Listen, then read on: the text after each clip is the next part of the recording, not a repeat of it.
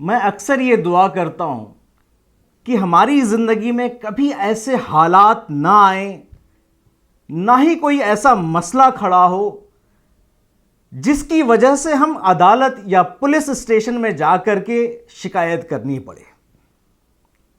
लेकिन इसका यह मतलब बिल्कुल नहीं होना चाहिए कि हम जुल्म सहते रहें, संगीन अपराधों को देख करके अनदेखी करते रहें। जुल्म को सहना, सीरियस क्राइम्स को देख करके अनदेखी कर देना भी एक तरीके का जुर्म होता है, अपराध होता है। और इसी तरह के एटीट्यूड की वजह से हमारे समाज में क्राइम्स को और बढ़ावा मिलता है।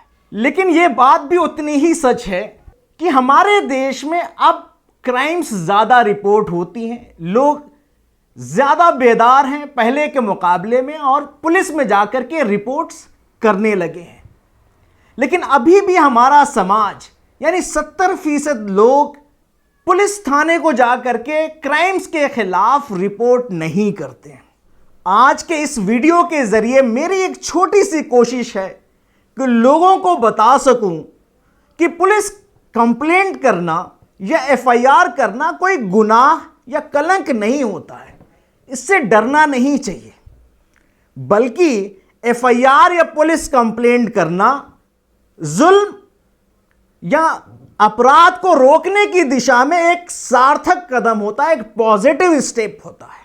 आइए समझने की कोशिश करते हैं व्हाट इज एफआईआर। एफआईआर से क्या मुराद है? एफआईआर यानी फर्स्ट इंफॉर्मेशन रिपोर्ट, जिसे हम प्रथम सूचना रिपोर्ट या प्राथमिकी भी कहते हैं।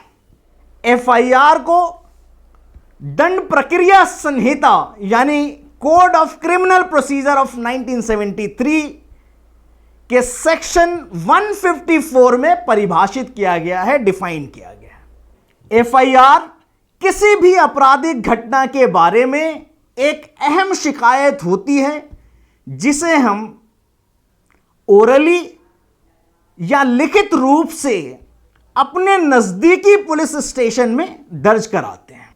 आजकल हम लोग एफआईआर टेलीफोन से भी करा सकते हैं अगर सिचुएशन अर्जेंट है, ऐसे हालात बन पड़ते हैं।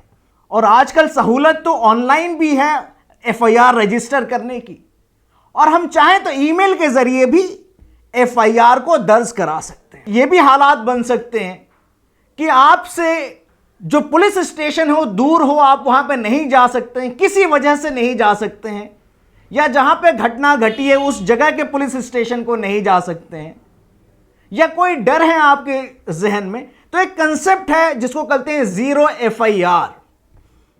जीरो एफआईआर का मतलब कि आप मुल्क के किसी भी पुलिस स्टेशन में जाकर के कॉग्निजेबल ऑफेंस को रिपोर्ट कर सकते हैं, एफआईआर दर्ज करा सकते हैं।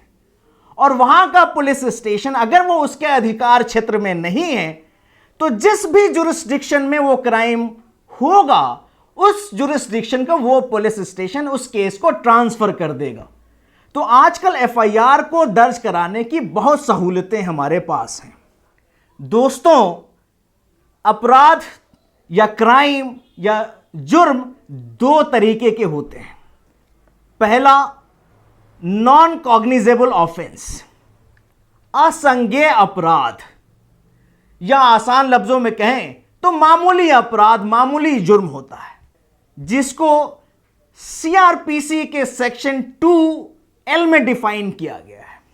दूसरा, संज्ञेय अपराध, जिसको कॉग्निजेबल ऑफेंस कहते हैं, यानी कि गंभीर अपराध, संगीन जुर्म, जिसको सीआरपीसी के सेक्शन 2C में डिफाइन किया गया है। एफआईआर सिर्फ कॉग्निजेबल ऑफेंस के मामलात में ही दर्ज होते हैं, यानी कि संगीन मामलात होते हैं या गंभीर अपराध होते हैं तभी एफआईआर दर्ज होता है। मामूली केसेस में, मामूली अपराध में एफआईआर दर्ज नहीं होता।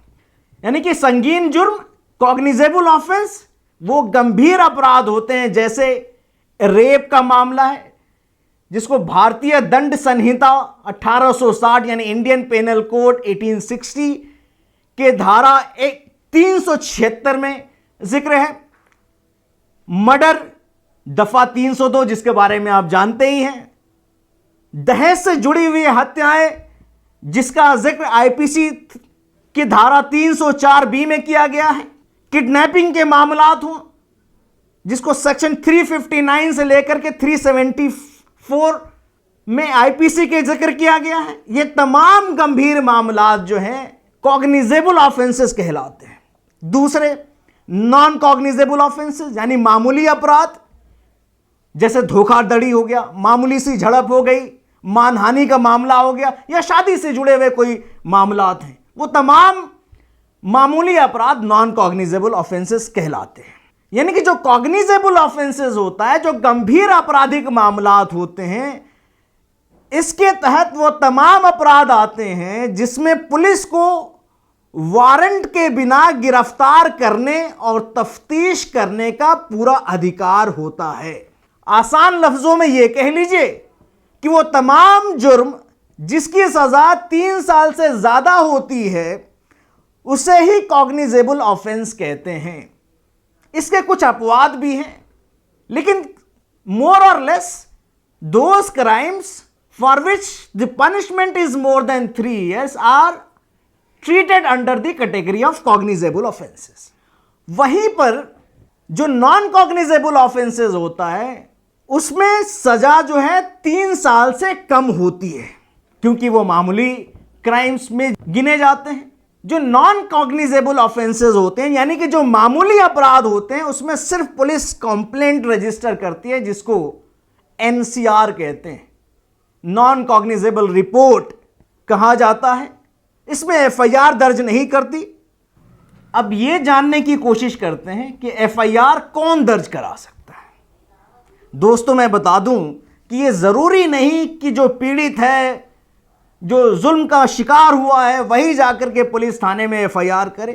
कोई भी शख्स अगर वो पीड़ित है या पीड़िता है जिसके खिलाफ जुल्म हुआ है, या वो शख्स जो उस क्राइम के बारे में बखूबी जानता है, जैसे उसके रिश्तेदार, माँ बाप, दोस्त, पड़ोसी, या कोई भी पब्लिकली स्पिरिटेड पर्सन, या वो शख्स जो उस अपराध का चश्मदीद गवाह, वो भी जाकर के थाने में एफआईआर दर्ज करा सकते हैं। एक और कंडीशन में हम एफआईआर कराते हैं, अगर सामान गुम हो जाए या चोरी हो जाए, ऐसी स्थिति में भी हम एफआईआर कराते हैं। जैसे पैन कार्ड गुम हो जाए, वोटर आईडी कार्ड गुम हो जाए, ड्राइविंग लाइसेंस गुम हो जाए या चोरी हो जाए, पासपोर्ट गुम हो जाए, मोबाइल हो, सिम हो, प्रॉपर्टी के पेपर्स हो, सर्टिफिकेट्स हो, ऐसे हालात में हम पुलिस थाने में जाकर के एफआईआर दर्ज कराते हैं ताकि इसका मिसयूज कोई और ना कर सके। दोस्तों कुछ बातें अहम हैं जिसको याद रखना बहुत जरूरी है।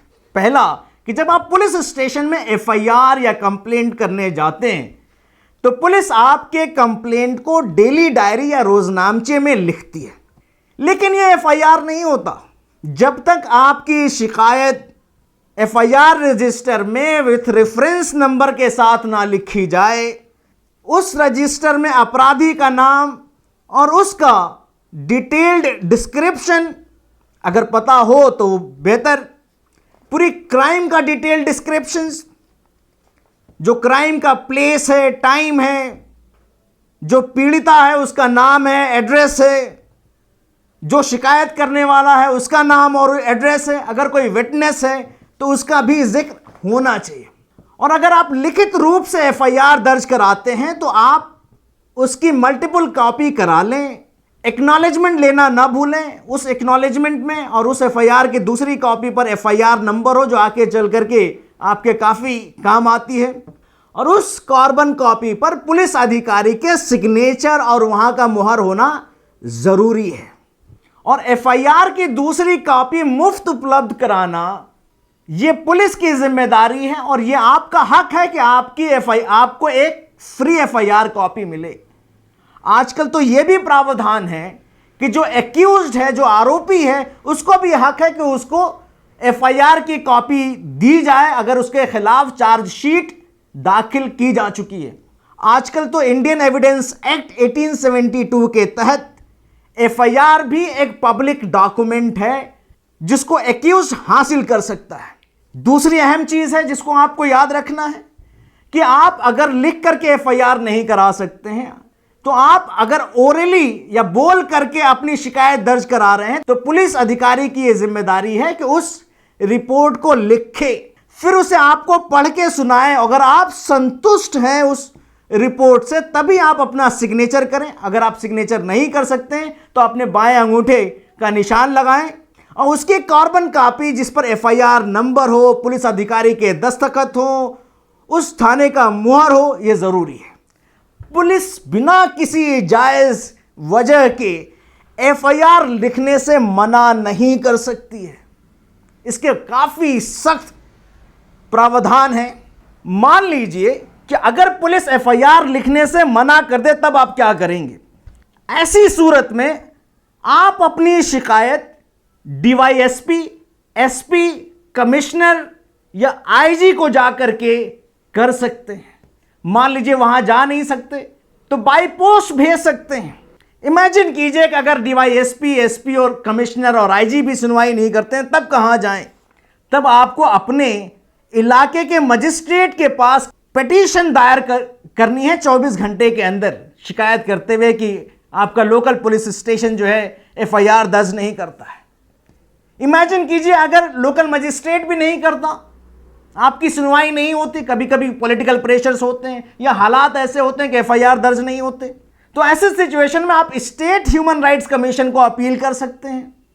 वहां से बात नहीं बनती तो नेशनल ह्यूमन राइट्स कमीशन को अपील कर सकते हैं। अगर इन दोनों जगहों से बात नहीं बनती तो आपके पास अदालत का रास्ता खुला होता है। आप डायरेक्ट हाई कोर्ट्स में जा सकते हैं, सुप्रीम कोर्ट्स में जा सकते हैं। वहां पर उम्मीद कर सकते हैं कि अदालत एक रिट ऑफ मैंडेमस इशू करेगी उस पुलिस स्टेशन के खिलाफ या पुलिस ऑफिसर के खिलाफ और उससे कहेगी कि यह एफआईआर दर्ज की जाए अगर मामला जेन्युइन है, सही है अदालत की नज़र में। और यह भी हो सकता है कि उस पुलिस ऑफिसर के खिलाफ सो कॉज नोटिस इशू कर दे अदालत कि आखिर क्यों आपने एफआईआर दर्ज नहीं की, आपके खिलाफ कार्रवाई क्यों न की जाए।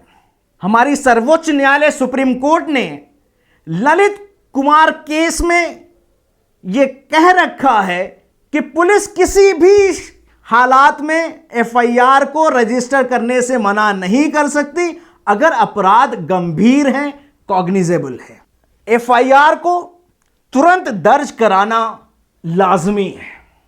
जैसे ही किसी के खिलाफ कोई जुर्म होता है, अपराध होता है, या जिसने अपराध को होते हुए देखा है या जिसको अपराध की जानकारी होती है, उसको जितना जल्द हो सके उसको पुलिस थाने में जाकर के रिपोर्ट करना जरूरी होता है। जितनी जल्दी आप एफआईआर करेंगे उतनी जल्दी पुलिस एक्शन में आएगी और उस एफआईआर की वजह से आने वाले खतरात को भी रोका जा सकता है ताकि और क्राइम ना बढ़े। अगर आपके पास जेन्युइन एक्सप्लेनेशन है देरी का तो एफआईआर रजिस्टर कर ली जाती है। अगर देरी नहीं ज्यादा है, अनड्यू डिले है, तो अक्सर यह कहा गया है कि उस एफआईआर को क्वैश कर दिया जाए या उस तरह की रिपोर्ट न लिखी जाए।